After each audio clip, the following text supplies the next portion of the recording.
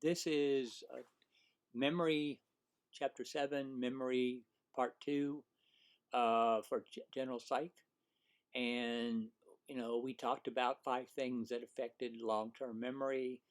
Um, but in this part, I want to talk about 3 special types of memory. Um, and um, those are flashbulb memory. Flashbulb, you people are probably too young, but it used to be when you had a camera, you used to have a little light that used to go off. And a flashbulb memory are events that have happened in our lives that are so meaningful to us. Remember, meaningful helps with long-term memory, and it's like taking a picture of it. But it's because it's so emotional, it is really ripe for reconstructive memory.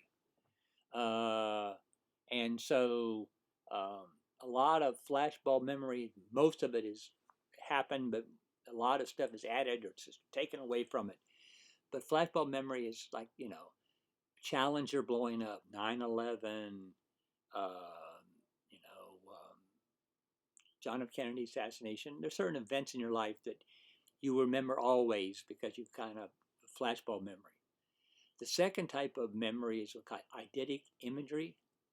Eidetic imagery or photographic memory. That's 100%. It's a 100% cognitive map. It is, you can look at something and remember everything, everything. Uh, and if you ever watched The Big Bang Theory, supposedly Sheldon had photographic memory. So, I mean, you can look at your notes 1 minute and then know exactly everything. It'd be great to have for studying. They say about 20% of Americans have photographic memory, but a lot of them, we don't know it because we haven't developed it very well. The third type, we talked about this before, the book calls it eyewitness testimony. I don't like that term because the fact that refers to one aspect of this bit, but I call it reconstructive memory because we reconstruct what actually happened. Um, and,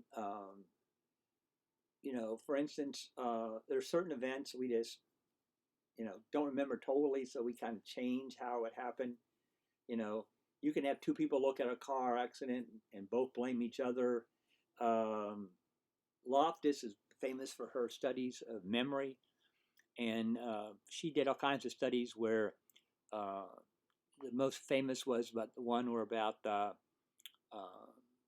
was a kidnapping, had people watch the kidnapping, and one of the questions was what was the color of the barn because it was a farmhouse when the woman was kidnapped, and a bunch of people put red, and but there was no barn. And when they told these people there wasn't any barn, a bunch of them said, "Oh no, I saw a barn. There was a barn there." And when they showed the video, oh no, that wasn't the same video. Kind of like Trumpy things. So the fact is that reconstructive memory is very common, um, and so like legends or myths are based in some truth, but they've been reconstructed so many times. Um, you know, I tell the class that Boston College did a study on the Mayflower. I think it's 200-year anniversary, and they got like 10,000 people claim they had relatives on it. Well, I only held on 51, so you got a lot of reconstructed memory there. And then the final thing that the book talks about is what we call distinct memory codes. I mentioned this because on the test. And distinct memory codes are very important because that helps us differentiate things that are similar. For instance, omitted and elicited. Omitted is voluntary, elicited is involuntary.